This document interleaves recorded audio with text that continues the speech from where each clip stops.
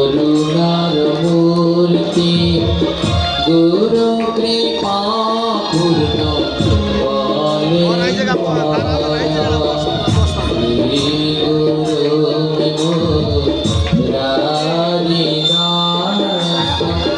বন্দে পদ পদ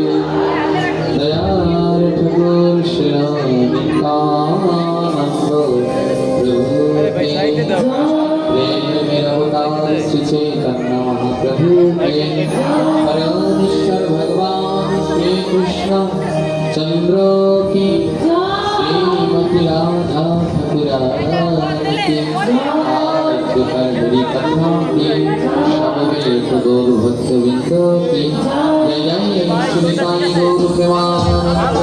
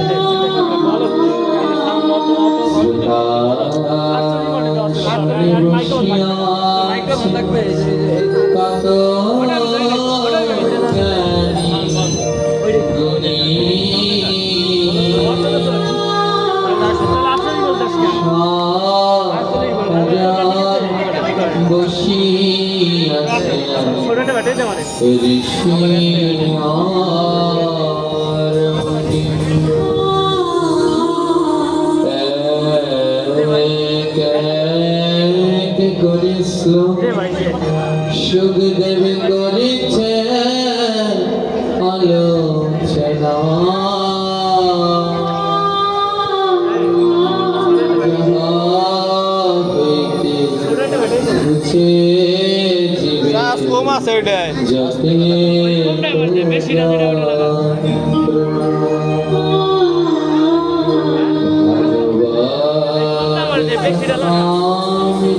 আলোচনা লাগানো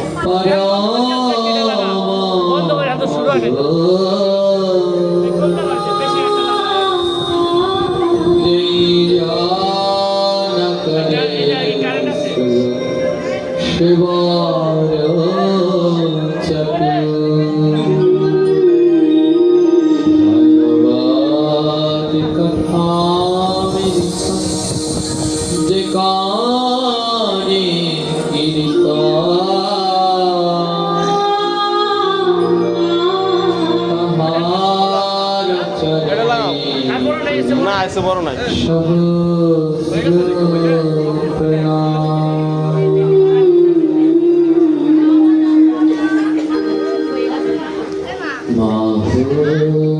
সেবা দারো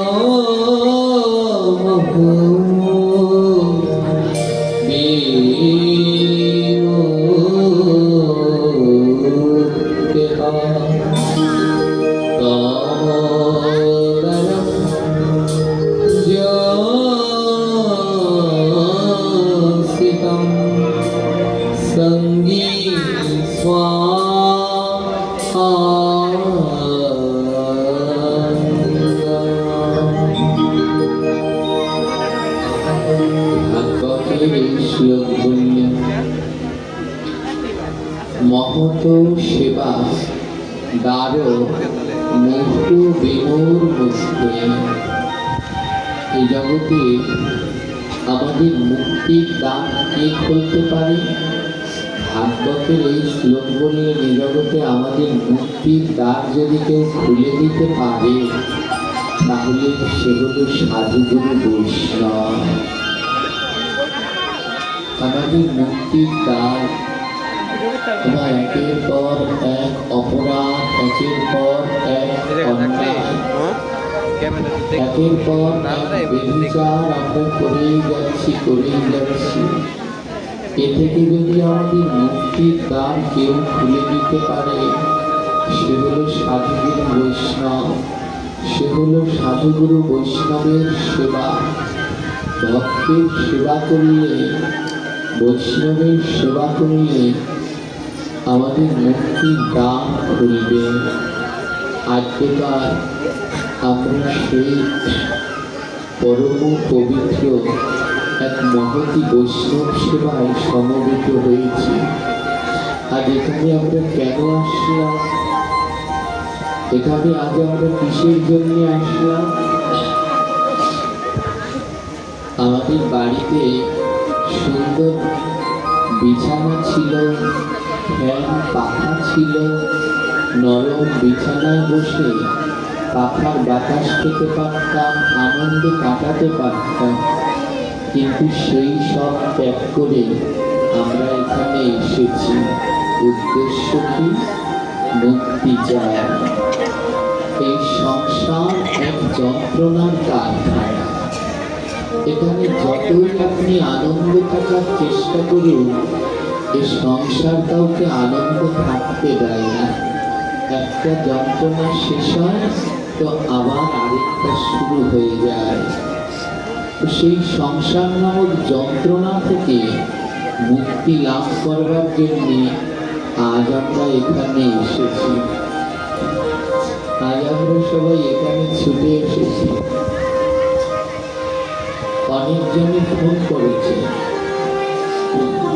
যারা দূরের আছে অনেকজনে দেখে ফোন করেছে, বাবা ওখানে তো বৈষ্ণব সেবা, কিন্তু আমাদের নিমন্ত্রণ তো আমরা পাইনি, কিন্তু তাও আমরা যাব। কেন আসছে? বলে ওই যে মুক্তির দ্বার, এ জগতে আমাদের মুক্তির পথ দেখাতে পারে এই ভক্ত বৈষ্ণব সঙ্গ। মনে রাখবেন, ভক্ত সঙ্গে বৈষ্ণব সঙ্গে না গেলে কোনোদিন মুক্তি সম্ভব নয়। তাই আমাদের অবশ্যই ভক্ত সঙ্গে বৈষ্ণব সঙ্গে যাওয়া একান্ত কর্তব্য। এই ভক্ত সেবা দিতে দিতে, বৈষ্ণব সেবা দিতে দিতে একদিন গোবিন্দকে লাভ করা যায়। আমার বটবৃক্ষ দেখেছেন, বট গাছ, এই সময় বট গাছে ফল হয়। একটা বট গাছ পৃথিবীর সব থেকে ফলনশীল গাছগুলোর মধ্যে একটি হলো বট গাছ। দেখবেন বট গাছে লক্ষ লক্ষ ফল হয়। একটা পূর্ণবয়স্ক বট গাছ হলে তাতে তো কোটি কোটি ফল হয়। আর সব থেকে বীজ, এই পৃথিবীতে সব থেকে বেশি বীজ হয় যেই ফলে, তার নাম হলো বট। এর মধ্যে এত বীজ হয় কল্পনা করতে পারবেন না। মরিচের দানার থেকেও বট গাছের বীজগুলো আরো সূক্ষ্ম। একটা বট গাছে কোটি কোটি বীজ হয়। আপনি যদি এই সময় একটা বট গাছের নিচে যান, দেখবেন বটের ফল পড়ে বট গাছের তলা লাল হয়ে গেছে। হাজার হাজার লক্ষ লক্ষ বটের ফল পড়ে আছে, কিন্তু ওই বট গাছের তলায় যদি আপনি খোঁজ করেন, একটা বটের চারাও খুঁজে পাবেন না। লক্ষ লক্ষ দানা পড়ে আছে, প্রত্যেক বছর পড়ছে, কিন্তু বট গাছের তলায় যদি আপনি খোঁজ করেন, কোনো বটের চারা আপনি বট গাছের তলায় পাবেন না। বট গাছের চারা কোথায় পাওয়া যায়? কোনো ভাঙা মন্দির, মঠ, দেখবেন তার ত্রিসীমানায় কোনো বট গাছ নেই, কোনো মাটিতে নয়, সেই ভাঙা মন্দির মঠের উপরে বটের চারা হয়ে রয়েছে। বড় আশ্চর্য না? গাছের নিচে লক্ষ লক্ষ বীজ পড়ে আছে, কিন্তু চারা হচ্ছে না। আর কোথায় সেই ভাঙা মঠ মন্দির, সেখানে কোনো গাছের চিহ্ন নেই, আশ্চর্য, সেখানে বটের চারা হয়ে রয়েছে। শিক্ষা কি জানি? এই বট গাছ হলো আমাদের ঘর বাড়ি, বড় বড় অট্টালিকা, বিল্ডিং, আমরা যেখানে থাকি ওই বটের ছায়ার মতো, হ্যাঁ, সুশীতল ছায়া, বাতাস সব রয়েছে নিজের ঘরের ভিতরে।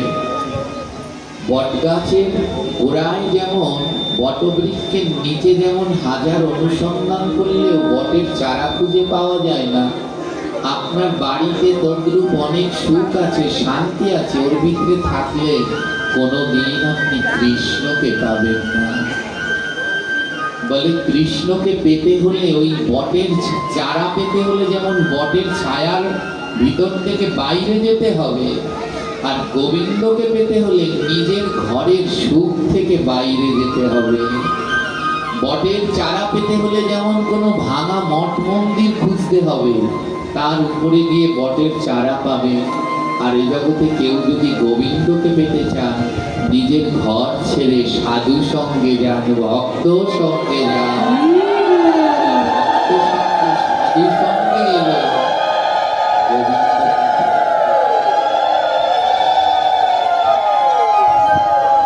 নিজের ঘরের মধ্যে সুখ শান্তির মধ্যে থাকলে ওখানে আপনি গোবিন্দকে খুঁজে পাবেন না। বটের ছায়ায় যেমন বটের চারা পাওয়া যায় না, নিজের ঘরের মধ্যে থাকলে কোনোদিন গোবিন্দ পাওয়া। আর সেই গোবিন্দকে পাওয়ার জন্য আমরা সবাই এখানে ছুটে আসি, বারবার আসি। যেখানে হরিকথা হয়, যেখানে সাধু সঙ্গ হয়, আমরা পাগলের মতো ছুটে যাই। কেন? বলে আমরা তো বদ্ধ হয়ে রয়েছি। যদি কেউ আমাদের মুক্তি দিতে পারে, এই সাধু সঙ্গ, এছাড়া আর আমাদের মুক্তির পথ নেই। তোমার এখানে যতটুকু সময় বসবেন, এখানে বড় আনন্দ, শান্তি, নিবৃত্তি। এখান থেকে উঠবেন, কতজনার কত ব্যাধি, কোমর ব্যথা, মাজা ব্যথা, এই রোগ সেই রোগ, এখানে যতক্ষণ বসবেন শান্তি। এখান থেকে উঠবেন, ছেলের বিয়ে, মেয়ের বিয়ে, চাকরি, স্বামী, সংসার, স্ত্রী, পুত্র, পরিজন, কত ভাবনা। আর এখানে যতটুকু সময় বসবেন, এইটুকু সময়ই সেই দিব্য একটা শান্তি পাওয়া যায়। তাই এই সাধু সঙ্গটিও আমাদের মুক্তির পথ। হৃদয়ের সমস্ত যন্ত্রণাকে যদি কেউ দূর করে দিতে পারে, তাহলে সে হল সাধু সঙ্গ। এই ভক্ত সঙ্গ এই সব যন্ত্রণা দূর করতে পারে।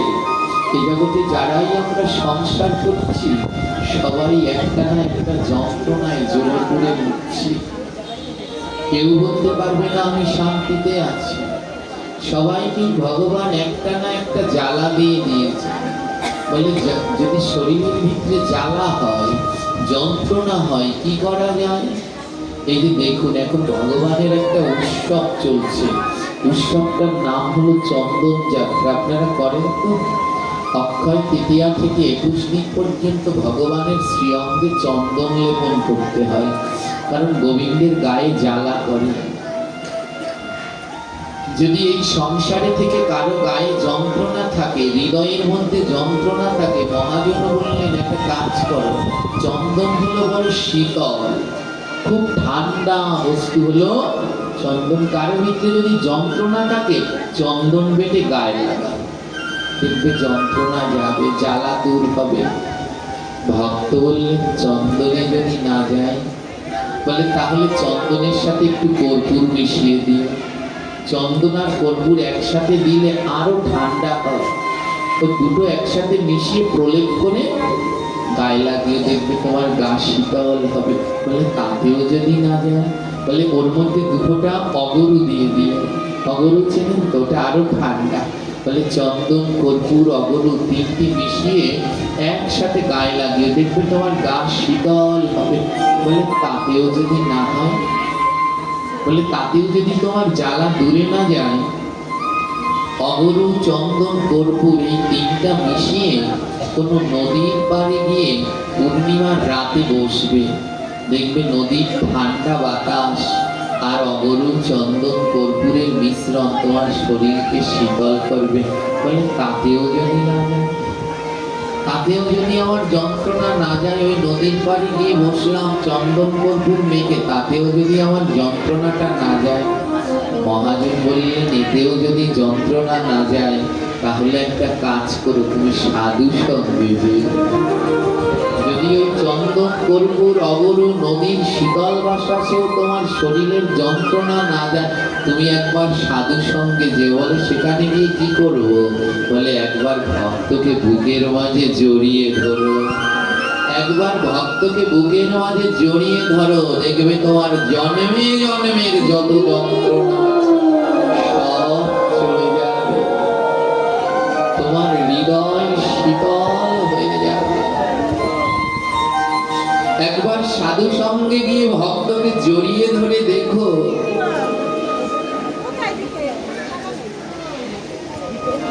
তোমার জন্মে জন্মে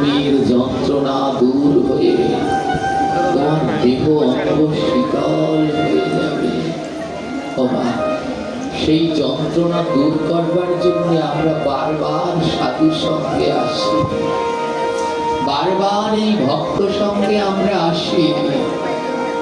এই সংসার নামক যন্ত্রণা, এই জ্বালা থেকে মুক্তি পাওয়ার জন্য এখানে এসে বসি আর ভক্তকে জড়িয়ে ধরি। ওগো ভক্ত, তুমি বড় শীতল গো। এ জগতে সবার ভিতরে ক্রোধ আছে, ক্রোধ মানে অগ্নি। তাই এ জগতে যাকে ধরি তাকে ধরলেই গায়ে জ্বালা করে। আর ভক্ত, তুমি বড় শীতল, তোমার ভিতরে কাম ক্রোধ লোভ মোহ মত মাৎসর্য নেই। তাই তোমাকে জড়িয়ে ধরলে আমার হৃদয়ে বড় শীতলতা আসে। তোমার তাই এ জগতে ভক্তের পরশ করলে হৃদয়ের মধ্যে কৃষ্ণ চৈতন্য জাগ্রত হয়। গোবিন্দ অন্য জায়গায় থাকে না। নরোত্তম ঠাকুর বৈষ্ণব বন্দনার মধ্যে বললেন, তোমারও হৃদয়ে সদা গোবিন্দ বিশ্রাম। ভগবান বিশ্রাম নেয় ভক্তের হৃদয়ের মাঝে। তাই যদি একবার ভক্তকে জড়িয়ে ধরা যায় আর শুদ্ধ ভক্তের হৃদয়ে আমার গোবিন্দ বিশ্রাম নেয়, আর যেই না গোবিন্দের ছোঁয়া লেগে যাবে, আমাদের জন্মে জন্মের সকল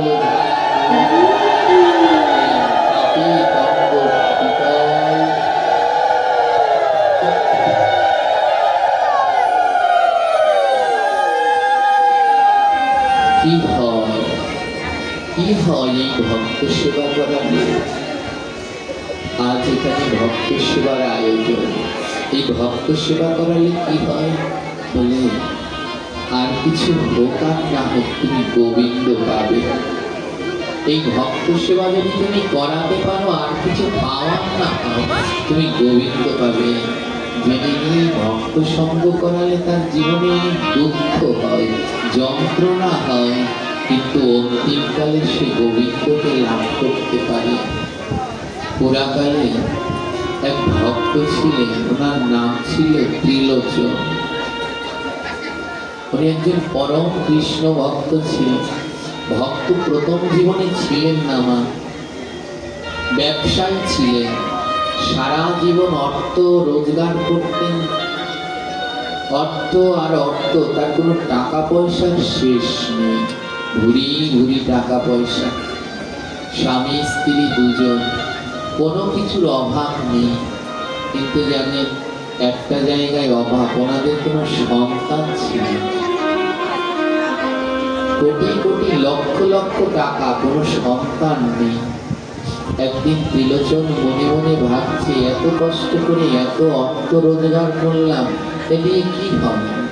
কোনো সন্তান নেই, কোনো বংশধর নেই, এই অর্থ আমি কার জন্য রেখে যাব? মনের ভিতরে বড় দুঃখ যন্ত্রণা। একজনের কাছে গেলেন, একজন গুণিনের কাছে গেলেন, আমার এই যন্ত্রণা কিসে দূর হবে বলতে পারো?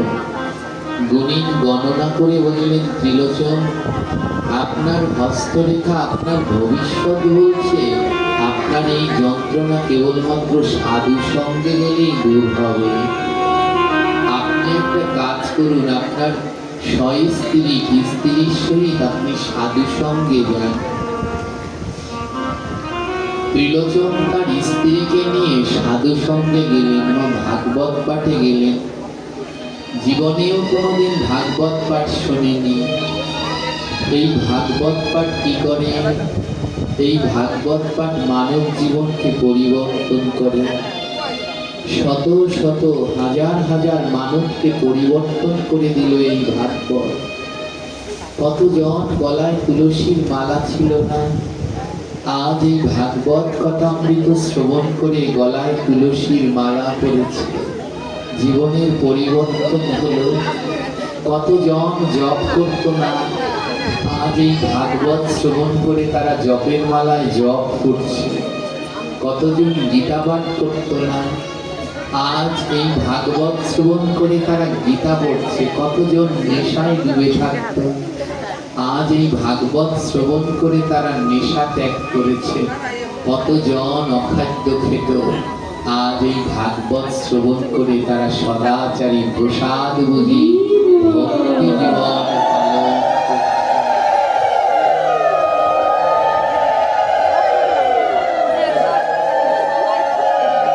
ত্রিলোচন তার স্ত্রীকে নিয়ে ভাগবতে গেলেন, আর ব্যাসপীঠে বসে যিনি ভাগবত কথা বলছে তিনি এক পর্যায়ে বললেন, বৈষ্ণব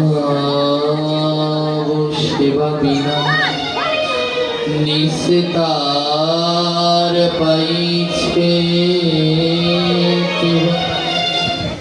যদি নিস্তার পেতে যাও তবে বৈষ্ণব সেবা নাও। ব্যাসপীঠে বসে আলোচক বললেন, বৈষ্ণব সেবা বিনা নিস্তার পাইছে কিবা, যদি নিস্তার পেতে চাও তবে বৈষ্ণব সেবা। এ কথা শুনে ত্রিলোচন কাঁদছে, কথা তো ঠিক। আমি সারা জীবন ধরে হাজার হাজার লক্ষ লক্ষ টাকা রোজগার করলাম, কিন্তু ভক্তের সেবায় বৈষ্ণব সেবায় আমার লাগলো না। ভক্ত সেবায় বৈষ্ণব সেবায় আমার লাগলো না, তাহলে তো এ জীবনে আমার আর নিস্তার হবে না। স্ত্রীকে ডেকে বললেন, ওমা ওর পাশেই, এটি মহারাষ্ট্রের ঘটনা, ওর পাশেই রয়েছে বিঠ্ঠলনাথ ভগবানের মন্দির। প্রতিদিন হাজার হাজার ভক্তরা ওই মন্দিরে ভগবান দর্শন করতে যায়। কি করলেন জানেন? ত্রিলোচন মনে মনে সিদ্ধান্ত নিলেন যে আমার এত অর্থ, এই অর্থ দিয়ে কি হবে, তাই আজ থেকে এই মন্দিরে কত তীর্থযাত্রী আসে, অনেকে দুটো প্রসাদ পেতে পারে না, আজ থেকে আমার কর্তব্য হলো ভক্তদের সেবা করা। বলে তোমার এই জগতে গোবিন্দকে যেই যেই মাধ্যমে লাভ করা যায় তার থেকে সর্বশ্রেষ্ঠ সহজ উপায় হলো ভক্ত সেবা।